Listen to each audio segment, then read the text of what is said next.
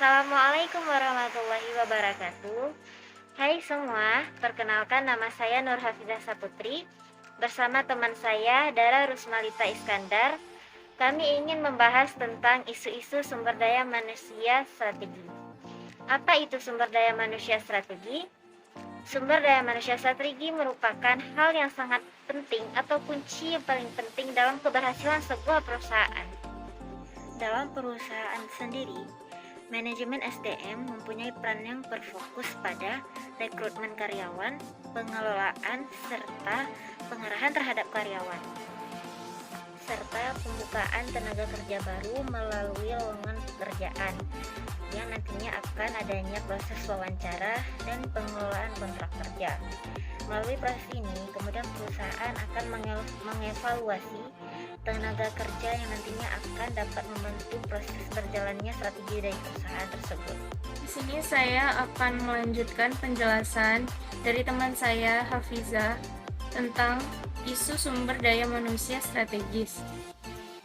Di sini saya akan melanjutkan penjelasan tentang isu sumber daya strategis.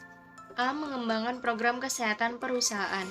Oleh karena itu, sebagian besar perusahaan sekarang memiliki strategi carrot and stick terkait program kesehatan perusahaan.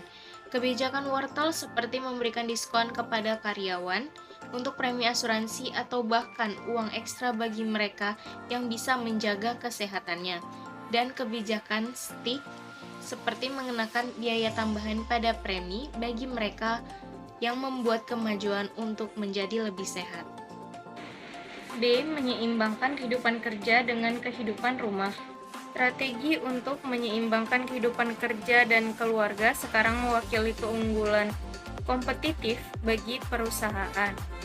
Contoh strategi yang dilakukan oleh perusahaan: penjadwalan fleksibel, pembagian pekerjaan, fasilitas penitipan anak, cuti hamil untuk kedua orang tua, memberikan bantuan relokasi pasangan sebagai tunjangan karyawan, tunjangan rekreasi untuk karyawan, dan bahkan perawatan untuk hewan peliharaan. Yang C. Mengembangkan tenaga kerja beragam. Yang pertama, manfaat memiliki tenaga kerja yang beragam adalah sebagai berikut. Tenaga kerja yang beragam menggambarkan perusahaan yang berkomitmen yang non-diskriminasi. Kedua, tenaga kerja yang mencerminkan basis pelanggan dapat membantu menarik pelanggan, membangun loyalitas pelanggan, dan merancang atau menawarkan produk atau layanan yang memenuhi kebutuhan atau keinginan pelanggan. Yang ketiga, tenaga kerja yang beragam mampu melindungi perusahaan dari tuntutan hukum diskriminasi. Berikutnya, ada D, menggunakan kehati-hatian dalam mempekerjakan karyawan dari perusahaan pesaing. Perusahaan harus terus berhati-hati jika kita mempekerjakan pegawai dari perusahaan lain. Kehati-hatian perusahaan ini akan meminimalisir adanya masalah di kemudian hari. E. Menciptakan budaya yang mendukung strategi.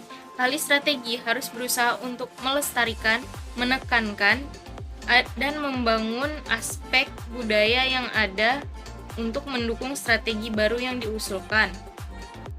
Aspek budaya yang bertentangan dengan strategi yang diusulkan harus diidentifikasi dan diubah. Mengubah budaya perusahaan agar sesuai dengan strategi baru biasanya lebih efektif daripada mengubah strategi sesuai dengan budaya yang ada. F. Berhati-hati dalam memantau media sosial karyawan. Banyak perusahaan yang memantau aktivitas media sosial karyawan dan calon karyawan dan memiliki hak hukum untuk melakukannya. Namun banyak pro kontra dari aktivitas ini. Memantau media sosial karyawan juga dibutuhkan oleh perusahaan agar meminimalisir adanya fakta lain yang dikeluarkan atau opini lain yang dikeluarkan oleh karyawan jika mereka merasa tidak puas dengan perusahaan.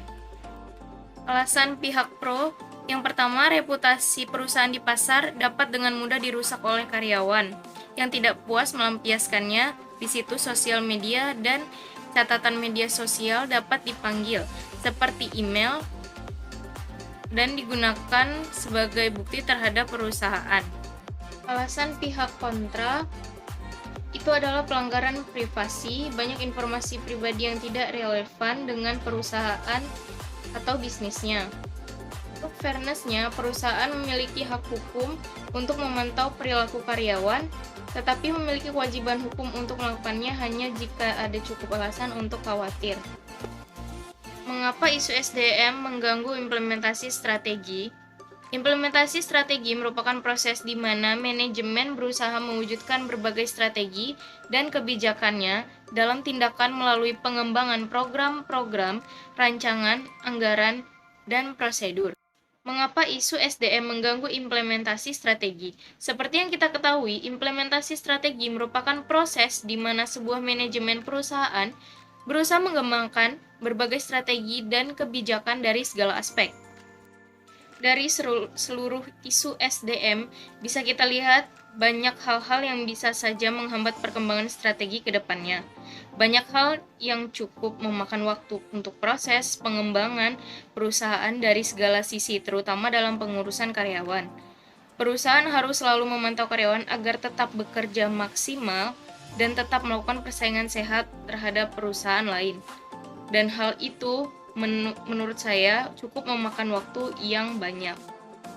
Berikut adalah hal-hal yang harus dilakukan untuk mengatasi isu SDM. Yang pertama, sebagai atasan atau sesama rekan kerja harus memiliki hubungan baik demi mencegah adanya hambatan saat bekerja. Yang kedua, adanya kesadaran diri atas kewajiban bekerja pada masing-masing karyawan. Yang ketiga, mengajak rekan kerja serta karyawan untuk membangun kualitas kerja yang baik demi mewujudkan satu tujuan yang sama, layaknya seperti tim. Yang keempat, memberi hukuman atau punishment untuk karyawan yang melanggar peraturan ringan di perusahaan. Jika melanggar hal yang berbahaya bagi perusahaan atau hal yang sangat fatal, atasan memiliki hak untuk memecat sang karyawan. Strategi dari perusahaan sangat berpengaruh besar bagi perusahaan itu sendiri. Karena dengan strategi yang kuat, maka perusahaan akan mampu menjalankan perusahaannya sesuai dengan tujuan perusahaan tersebut. Nah, untuk itu dapat diambil kesimpulan bahwa isu-isu sumber daya manusia strategi merupakan isu-isu yang nantinya akan terjadi di masa depan. Untuk apa kita harus mengetahuinya? Karena dengan kita mengetahuinya, maka akan dapat memudahkan kita dalam meminimalisir hal-hal yang buruk terjadi pada perusahaan. Sekian dari kelompok kami. Assalamualaikum warahmatullahi wabarakatuh.